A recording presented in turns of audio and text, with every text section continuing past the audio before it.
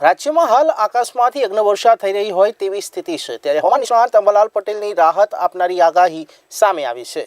અંબાલાલની આગાહી મુજબ રાજ્યમાં આગામી દિવસોમાં વાતાવરણમાં પલટો આવશે અને 30 એપ્રિલથી પ્રી મોન્સૂન એક્ટિવિટી શરૂ થશે। તેમણે મે મહિનાની 10-11 તારીખ સુધીમાં ભારે વરસાદ થશે તેવી આગાહી કરી છે। હાલ સમગ્ર રાજ્યમાં પ્રચંડ ગરમી પડી રહી છે, જોકે રાજ્યના મોટા ભાગમાં ભારે પવન ફૂંકાશે અને બાગાયતી પાકને નુકસાન થવાની શક્યતા પણ તેમણે દર્શાવી છે। આંબાના મોર ખરવાની શક્યતા પણ તેમણે વ્યક્ત કરી છે। હવામાન અંગે જોઈએ તો હવે પ્રી મોન્સૂન એક્ટિવિટીનો વરસાદ થવાની શક્યતા રહેશે અને પ્રી મોન્સૂન એક્ટિવિટી લગભગ તારીખ 30મી એપ્રિલથી વાદળો આવવાની શક્યતા રહેશે।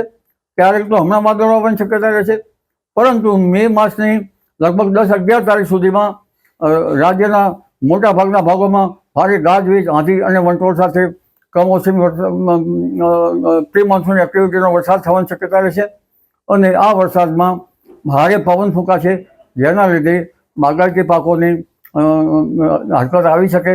આંબા જેવા પાકોને પણ તેને જે મોર કેરી ખરી જવાની શક્યતા રહી શકે।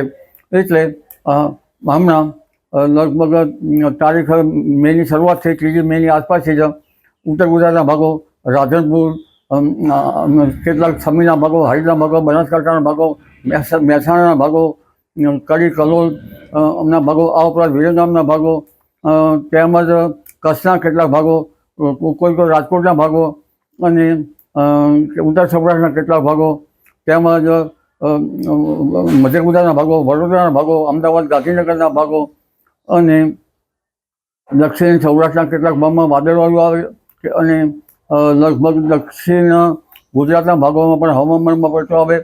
ખાસ કરીને ઉત્તર ગુજરાત, મધ્ય ગુજરાતના ભાગોમાં હવામાનમાં પલટો આવતા ગુજરાતના મહદ ભાગોમાં તારીખ લગભગ 30 એપ્રિલ પછી હવામાનનો પલટો આવશે અને 30 મેથી 11 મે વચ્ચે ભારે આંધી, વંટોળ અને ગાજવીજ સાથે રાજ્યના ઘણા ભાગોમાં પ્રી મોન્સૂન એક્ટિવિટીનો વરસાદ થવાની શક્યતા રહેશે।